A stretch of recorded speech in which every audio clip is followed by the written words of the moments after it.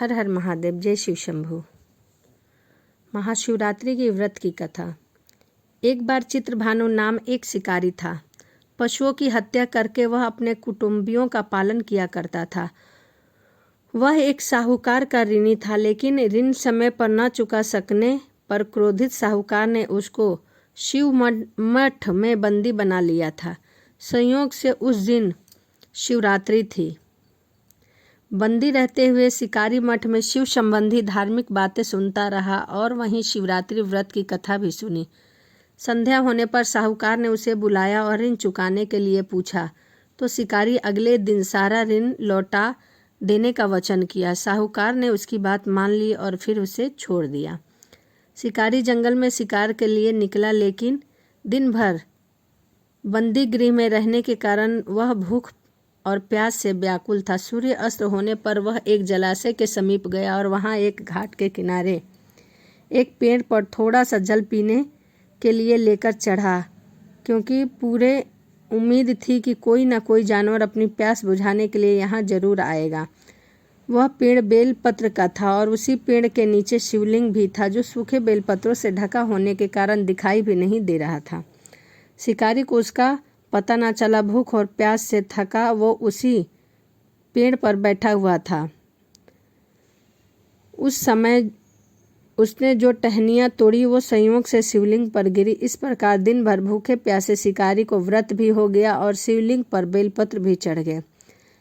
एक पहर रात्रि बीत जाने पर एक गर्भिणी हिरनी तालाब पर पानी पीने आई और शिकारी ने धनुष पर तीर चढ़ाकर ज्यों ही प्रत्यंचा खींची, उसके हाथ के धक्के मुक्के से कुछ पत्ते जल की कुछ बूंदें नीचे बने शिवलिंग पर गिरी और अनजाने में ही शिकारी की दूसरे पहर की पूजा हो गई।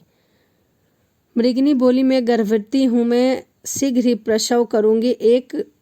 एक साथ दो जीवों की हत्या करोगे जो ठीक नहीं है। मैं बच्चे को जन्म देकर शीघ्र ही तुम्हारे समक्ष प्रस्तुत हो जाऊंगी, तब मार लेना। शिकारी ने प्रत्यंचा ढीली कर दी और मृगी जंगली झाड़ियों से लुप्त हो गई। कुछ ही देर बाद एक और मृग उधर से निकली। शिकारी की प्रसन्नता का ठिकाना न रहा। समीप आने पर उसने धनुष पर फिर बाण चढ़ाया। कुछ बेलपत्र नीचे शिवलिंग पर जा गिरे और अनजाने में ही शिकारी की दूसरे पहर की भी पूजा हो गई। तब उसने देखा कि मृगनी ने विनम्रता पूर्वक निवेदन किया कि मैं थोड़ी देर पहले ऋतु से निवृत्ति हुई हूँ, कामातुर वीरहिनी हूँ, अपने प्रिय की खोज में भटक रही हूँ। मैं अपने पति से मिलकर शीघ्र ही तुम्हारे पास आ जाऊंगी। शिकारी ने उसे भी जाने दिया। 2 बार शिकारी को खोकर वह चिंता में पड़ गया। रात्रि का आखिरी पहर बीत रहा था, तभी एक अन्य मृगनी अपने बच्चों के साथ उधर से निकली। शिकारी धनुष पर तीर चढ़ाकर छोड़ने ही वाला था कि मृगनी बोली कि मेरे इन बच्चों को उनके पिता के हवाले कर लौटूंगी, इस समय मुझे मत मारो। शिकारी हंसा और बोला, सामने आए शिकार को छोड़ दूं? मैं इतना मूर्ख नहीं। इससे पहले मैं 2 बार अपना शिकार खो चुका हूँ। मेरे बच्चे भूखे प्यास से तड़प रहे होंगे।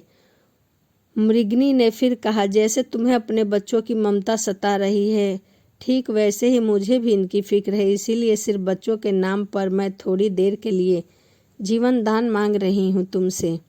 मेरा विश्वास करो, मैं इन्हें इनके पिता के पास छोड़कर तुरंत लौट कर आऊँगी। यह मेरी प्रतिज्ञा है।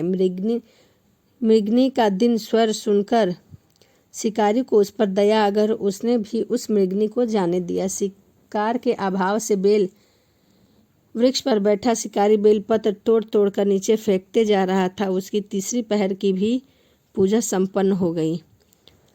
पाँव फटने को हुई तो एक हुष्ट पुष्ट मृग उसी रास्ते पर आया। शिकारी ने सोचा कि इसका शिकार वह अवश्य करेगा। तीसरी ही तनी प्रत्यंचा देकर मृगनी स्वर में बोली, भाई, यदि तुमने मुझसे पूर्व आने वाली 3 मृगनियों तथा उसके छोटे बच्चे को मार डाला तो तुम मुझे भी मारने में विलंब ना करो, ताकि मुझे उनके वियोग में एक क्षण भी दुखी न रहना पड़े। मैं उस मृगनी का पति हूँ। यदि तुमने उन्हें जीवन दान दिया है तो मुझे भी कुछ क्षण के लिए जीवन दान देने की कृपा करो।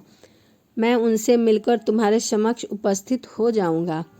मृग की बात सुनकर वह शिकारी ने सारी कथा मृग को सुना दी। तब मृग ने कहा, मेरी 3 पत्नियां जिस प्रकार प्रतिबंध होकर गई हैं, वे मेरी मृत्यु से अपने धर्म का पालन नहीं कर पाएंगी। अतः जैसे तुमने उन्हें विश्वास पात्र मानकर छोड़ा है, वैसे ही तुम मुझे भी जाने दो। मैं उन सबके साथ तुम्हारे सामने शीघ्र ही उपस्थित रहूंगा।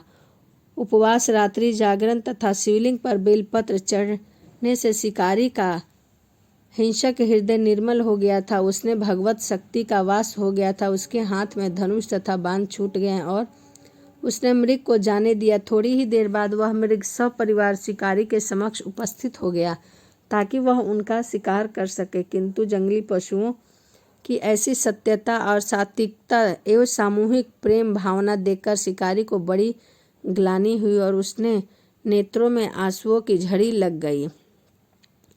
उस मृग परिवार को न मारकर शिकारी ने अपने कठोर हृदय को जीव हिंसा से हटा दिया और सदा के लिए कोमल और दयालु बन गया। देवलोक में समस्त देव समाज की इस घटना को देख रहे थे।